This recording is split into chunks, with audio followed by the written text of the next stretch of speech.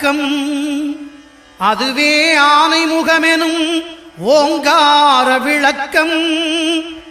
சுழலும் கோள்கள் அவன் சொல் கேட்கும். அவனை தொழுதால் போதும் நல்லதே நடக்கும். ஆனைமுகனை தொழுதால் நவக்கிரகங்களும் மகிழும். நல்லதே நடக்கும், நல்லதே நடக்கும்.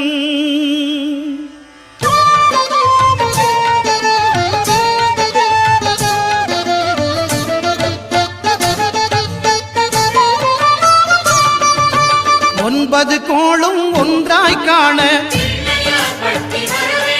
அங்கு கற்பகம் என்னும் கடவுளின் மெய்யில்.